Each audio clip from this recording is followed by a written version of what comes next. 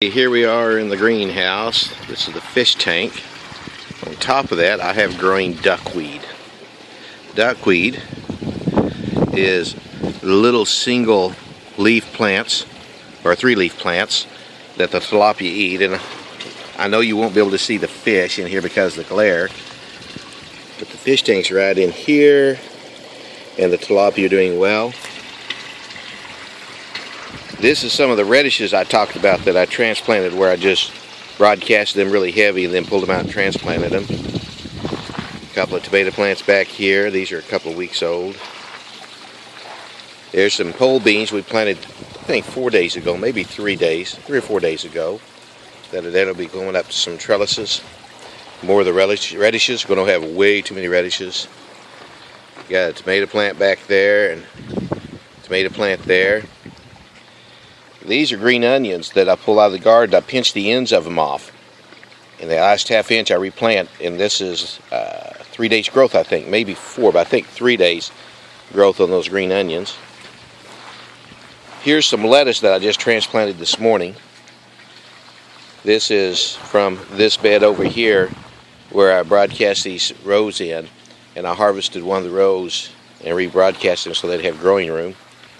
And this right back here is the end of a celery stalk that we cut off and planted back, about a half inch of the celery stalk. It'll produce a head of celery just like if you planted it from seed and grew it up. There's 10 different plants that'll do that, and celery, lettuce, and green onions, scallions, leeks, a few others will do that. Some more of our tomato plants that we have planted back here. Another bed of lettuce over here from where we rebroadcasted or transplanted those broadcasted seeds. Back in here is some Italian parsley and some dill that we just planted. Another tomato plant. This is the healthiest of the tomato plants right here, but it's about 5 days older. Pepper plants that we transplanted in here. These pepper plants are about maybe 2.5 weeks old when they were planted as seed. This is some basil that I put in here, took some cuttings on and put it in. Over here, this is carrots, or excuse me, these are Sweet 100 tomato plants we planted earlier this week, and they're coming up. Got their first set of true leaves about to happen. This is carrots that we broadcasted last week, and they're coming up and looking pretty good.